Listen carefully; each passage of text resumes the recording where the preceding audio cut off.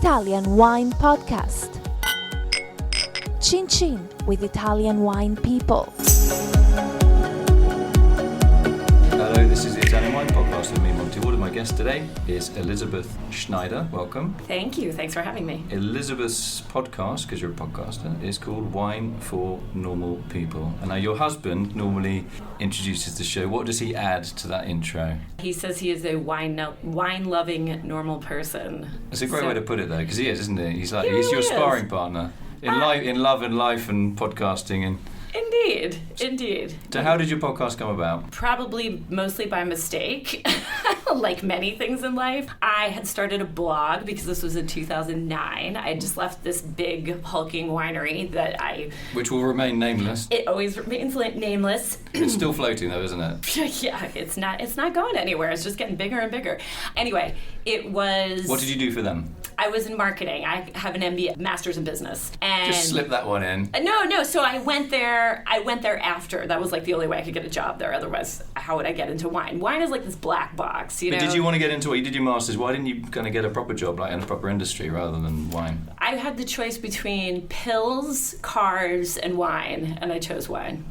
Really? Yes, I Pills, had cars, three and choices. wine. Yeah, is that great? That's that's the niche for me. Not to be taken in combination. Maybe I should have just. So you ended up working for a wine company. I did, and I was in their marketing department, and I was so excited when I started. I was like, wow, this is going to be great, because I had been on the other side of the wine equation as a consumer. I worked in technology for a long time, and I was so confused all the time about wine and why I kept walking into wine shops and people treated me like I was a moron. Because you're a woman. No, because they treat everybody like a moron. If you don't know anything about wine, you go into a wine shop, they treat everybody like a moron. So, at least in the States, I don't know how it is anywhere else. And it felt bad. And so then I took a class that helped me understand better, oh, gosh, there's something else here. So then I was like, oh, gosh, I can get into the wine industry. Maybe I can help other people. I can help consumers understand wine better. No. In large wine, that's not what it's about. It's about numbers, and it's about forecasting, and it's about big products and chemicals and all that kind of stuff. And yeah, it wasn't what I thought. So it wasn't a very happy experience, but it did spur you to change track, even though staying in the same industry, but change track and see it from another side, right? Yeah, so then I started this blog, and then somebody besides Called? Wine for Normal People, and somebody besides my mother started reading it. So then I talked to a friend. By accident? Was it someone by accident? I'm sure it was accident. So then my friend said, why don't you start a podcast? And I was like, what the hell is a podcast? This was in 2011. Well, 2010 when he proposed the idea. He's like, let's do it together. So my friend Rick, if you listen to the early episodes, and I started the show. I knew nothing about how to edit. I knew nothing about how to do anything really about sound quality, and we just did it. We just did the podcast. So what was your first episode? I believe it was, what's the difference between a variety and a varietal? Really? That's quite a tough one. Not really. I mean, really. What is the difference between a variety and a varietal? There is no difference between it. Varietals. So I was a bit worried there. I thought, yeah. Oh my God, my career's going to end. No. You're good. There is no difference. That was the difference. So it's education and fun. Yeah. In terms of how do you structure a podcast with your husband? I prefer to I do interview podcasts, but it's very hard sometimes to get people to talk. Get guests. Yes. No, it's easy to get guests. It's hard to get the good chemistry that you need to have a really good show. But with my husband, I don't tell him anything that we're talking about. And so before you start, he doesn't know what you're going to ask? Absolutely nothing. Knows nothing about the topic, knows nothing about what's going on. So he really is a normal person then? He really is a normal person. I spend hours and hours prepping for it, and then... You do, and he doesn't? No, he has a real job. What does he do? He's in real estate. Okay. So so I spend all these hours prepping, I do all this research, and then we just record. So usually sipping whatever we're talking about. So a typical podcast, they're about sort of 40 minutes sometimes? Yeah, 45 minutes, Have a little bit of a pause sort of halfway through? Yes, yep, we have to. And he's very patient, isn't he? So I don't know how to phrase that in a he is though, because he is the geek. He's the sort of the everyman. He actually really is, because, for instance, I have to send him shopping right now for Thanksgiving. It's Thanksgiving in the United States. And we're texting back and forth about what he should get. I give him a detailed list and he goes, where should I go? What should I do? How do I get these wines? This is after all this time. He's completely dependent on me to do these kinds of things. So he knows more than most, but he's still very insecure about his knowledge, which is great for the show, actually. Yeah, right, because he's real. He really is. I mean, those people who have had the opportunity to meet him say he's just like he is on the show. He really is. So have you ever taken your recording equipment outside the family home and gone to record wine producers, or is it going to be? Yeah. So yes. What happens there? How do you do that? Technically, or how do I? No, as in, who do you choose to go and interview, and how long does it take to set up? Are people quite finicky in America about, oh my God, I'm going to be recorded, I could make a boo-boo and my brand crashes and burns? Or? No, well, first of all, it's all edited if it happens that way. And second of all, I only interview small producers who I think are doing good work. So it's a lot easier. It's people that I know. It's people I'm friends with. I don't have people, I get PR pitches a lot to do things on the show, and I don't take them. Very rarely, if there's something that catches my eye that I've been thinking about, I will take them. But the answer is, if you're a PR person and you come to me and say, I really would like this person on the show, the answer is no. Somehow, just going to events and reading about people, that's how I will get people on the show. And yes, when I go outside, it's generally, I've met the person, we've spoken. Like, I was just in Barolo and Barbaresco, and I will have all those people on remotely. I'll have them on Skype, but I had to meet them all before I decided who was going to come on. So you can record them via Skype then for a podcast? Yeah. Well, that's great. Very easy. And it's actually, a lot of times it's better that way because they're not nervous. They're in their native environment, basically. And so they feel more comfortable. Yeah, that's a good point, actually. Yeah. They're on home turf. Yeah, they don't feel as, like, here's this person sitting in front of me. And also, if they mess up or there's a pause, they know it's fine. Yeah, those just get edited out, doesn't it? Yeah, especially if it's in a different language. I always try to send the questions ahead of time so that people can think about it. And sometimes super organized. Yes, well, beyond that, I also I try to be, but I also feel like the podcast is not about a gotcha moment. It's about, like, let's try to teach people what you're doing and how you work, and that you're doing good work, and that I don't showcase people I think are full of crap. So okay.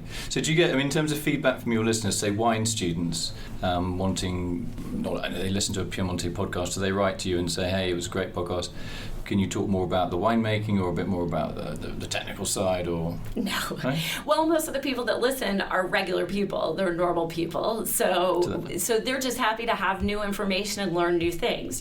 These people are learners. They're lifelong learners, and they really are. They have other jobs and other things. Now, some of them are in wine. I'm not sure what percentage that is, but I don't think it's the couple times that I've done surveys before. It's not that many. But those people that are in the industry that listen to the show are listening for different reasons.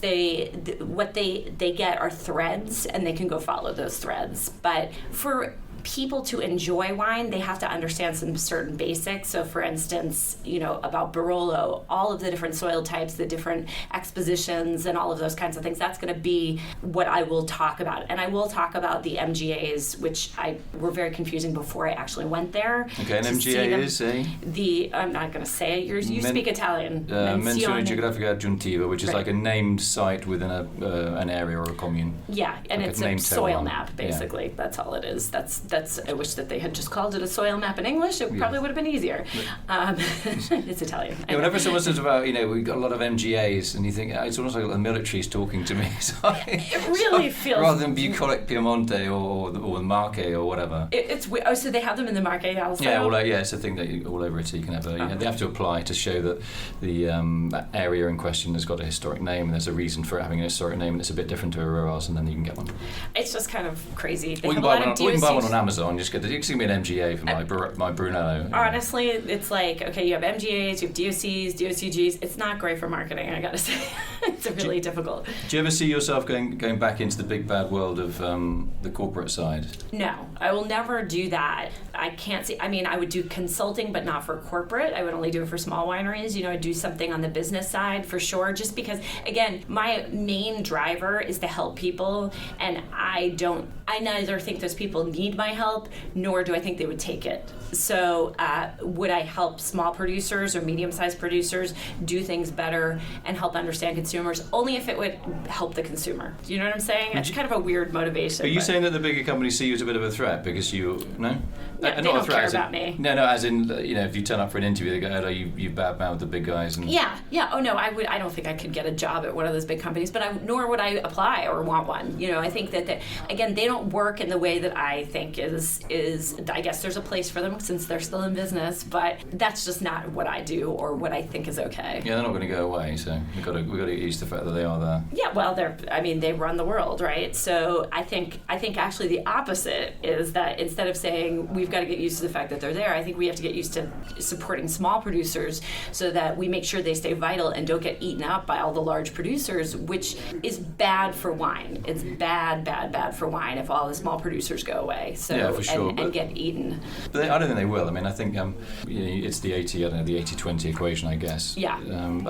California does seem to have has got some of the biggest wineries in the world. I know you're not actually in California. I mean, do you ever go out and about in your neck of the woods interviewing winemakers or not? Yes, in Virginia, if outside of Washington D.C., I do a bunch. Where I live in North Carolina, the wine scene, I'm not convinced that the terroir is correct. So that's just my personal, great for them for doing it and for trying. It's not my preference, but in Virginia, a little bit farther north, they're doing some really great things, and also New York, which is where I'm originally from, on Long Island, that's where I'm originally from, and the Finger Lakes, doing some interesting things. All the regions you mentioned, well, most of them have all got bodies of water quite near them, haven't they? Not Virginia. Virginia doesn't. That's the only one that doesn't, right? Right. Virginia Finger Lakes is made off of those deep lakes. It's really fascinating. Long Island, of course, couldn't do it without. Why did you move then? What was the reason for moving? Was it love? It's expensive. Oh, really?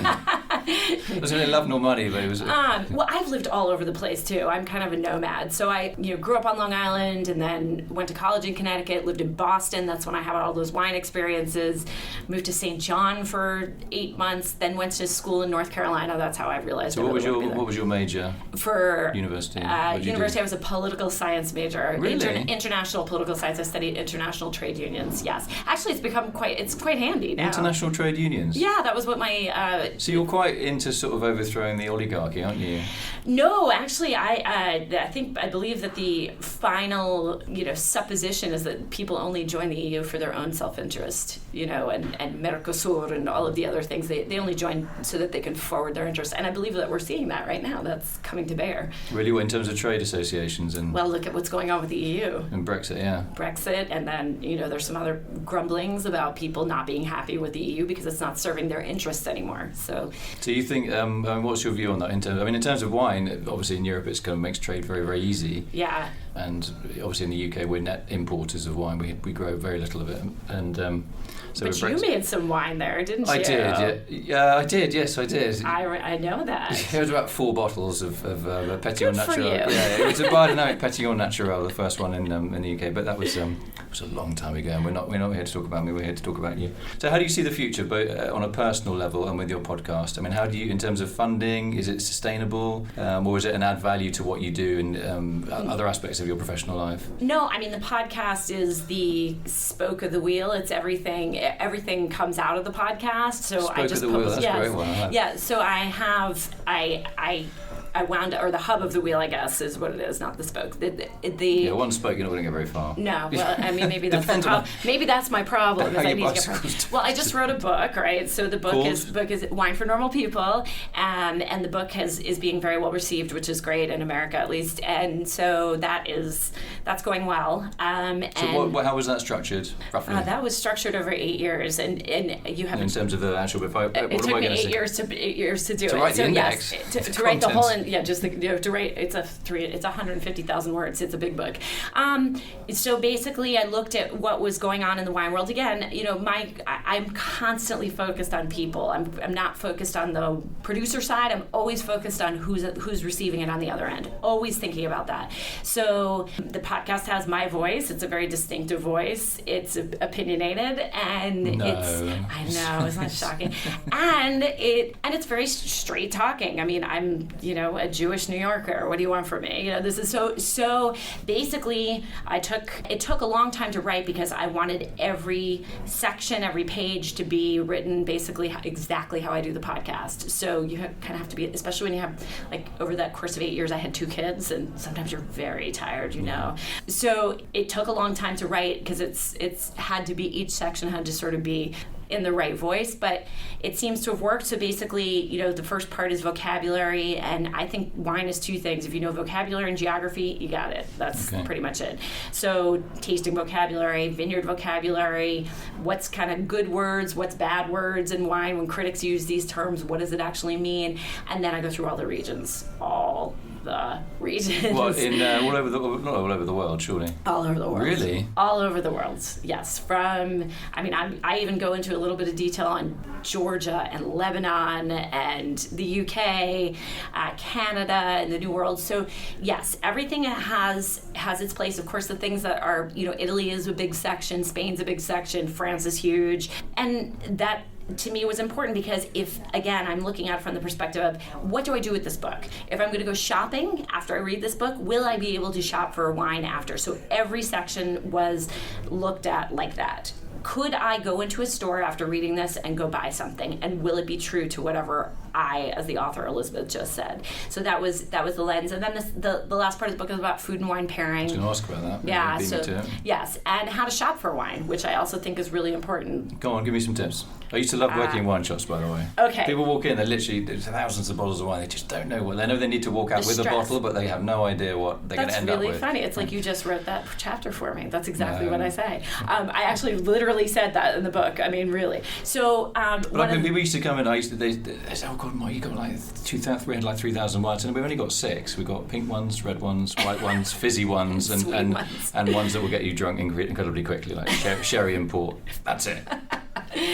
Well, I mean, that's the practical way to look at it. But of course, what other product looks exactly the same and you can't try it, and it's really, really difficult and it's expensive. There's a lot of treasure involved. So, what do you do? So, I say, first of all, learn. That's the first thing, because no one's going to teach you in a wine shop. You're not going to be able to learn that way. You've got to do some background reading. You got to put in the time. You got to put in the work. Not that much work, but a little bit of work.